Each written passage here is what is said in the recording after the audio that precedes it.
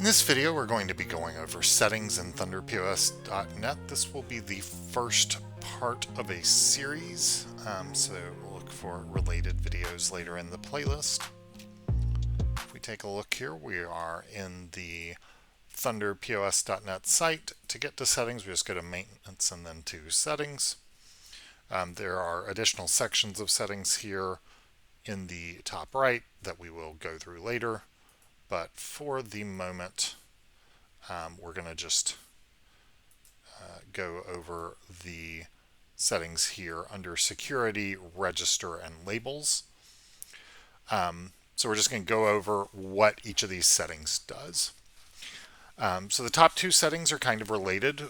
When you attempt to sell an item that is out of stock, you can refuse to allow it to be sold, and then warn out of stock will tell you that it's being sold and offer you the option to do a special order instead. The warning, if you're allowed to sell out of stock, will still let you sell out of stock as one of the options. If you do not have sell out of stock on, it will simply tell you you cannot sell out of stock and allow you to place a special order. Do not sell inactive items will block items that are marked as inactive from being placed on the invoice. Whether you want to do that or not depends on if you set items you still have in stock as active or not. No trades for walk-in customer will block the walk-in customer from doing trade-ins. So you have to set up a customer in order to do trades. In a lot of locations, people are required to collect information about trades, and also it can help you not take in, fraudulent merchandise and avoid problems if you require a customer to be input. Do not override used max means that whatever your used maximum is set to, you are not able to exceed it with trade-ins. No sales before street date means that you can't sell the item until the street date is reached.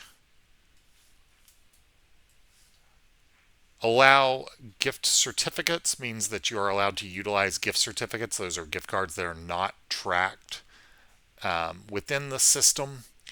And so I would suggest that you only use that if you need that. Otherwise, it can be a bit of a security hole because it's a way that employees can kind of get around the limitations normally placed on gift cards.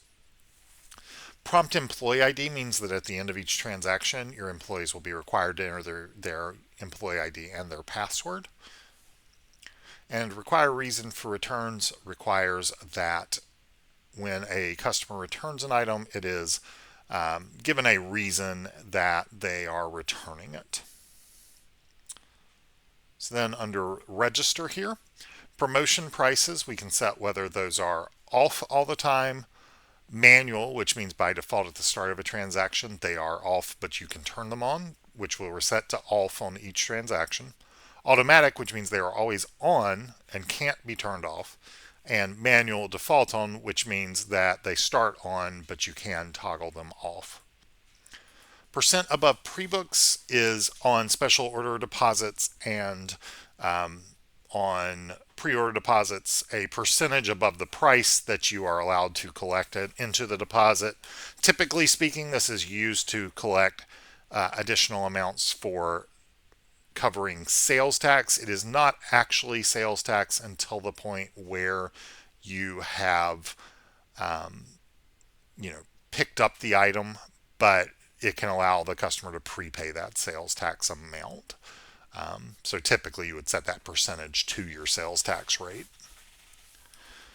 Show most recent line items at the top of the ThunderPOS.net register. This doesn't affect the iPad or Windows, but if you're using the back office register and this is on, then the most recent item added will be the one at the top rather than at the bottom of the invoice screen. Sell pre-orders after street. If that's on, then you can continue to create pre-orders even once the street date is reached, as long as it's checked as a pre-order item.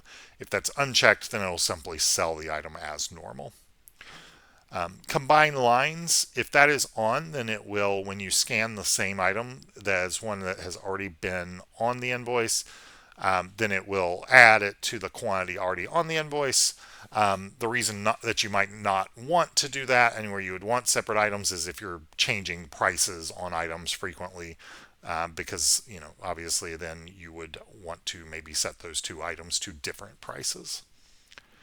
Default invoice to new, when you go into the register screen, if that's on, then it will by default be in the state to add new items. Otherwise, it will be in the state to add used items. Suggest used. If that is turned on, then when you sell an item new and you have it in stock used, it will ask the cashier if they want to sell it used instead. Back office tip entry. If that's on, then you'll be able to enter a tip when completing a transaction. Use price tables when importing. That's when you're using vendor databases, and it will, if you're importing within a department that has a price table and you are basing that off your cost or retail price, it will actually set your price based off of that price table rather than just setting it to whatever's in the database. And then scan item ID 2 and 3, those two will allow you to show when you're scanning an item, it will search those additional fields. That does, because item ID 2 and item ID 3 are not required to be unique, that does mean you can potentially have multiple matches, in which case you will have to specify which of the items you mean. Show notes customer means that when you add a customer for an invoice, if they have notes, then they will be displayed in a pop-up message. Show notes item does the same thing, but for items. When an item is added to an invoice, if it has notes, then they are shown in a pop-up message. For labels, we went through these settings in the label printing video, so I would suggest taking a look at that. I will run through it very briefly. Used prefixes and new prefixes are prefixes added to the front of a barcode for identifying if an item is new or used without having to explicitly mark that at the register yourself. The price descriptions are on some designs prepended to the price so that they can say on the label whether it's new or used. And then you can automatically print labels for trade-ins on the Windows register. You can select between a variety of label styles, including customized ones from the Windows register. You can select the font that you want to use on the labels. On customer labels, you can optionally choose whether or not you want to print the barcode. You can also always print price 1 when you're printing out trades rather than printing the price at the condition it was traded in at. Typically, you would do that if you repair items before selling them. You can select how many labels print by default.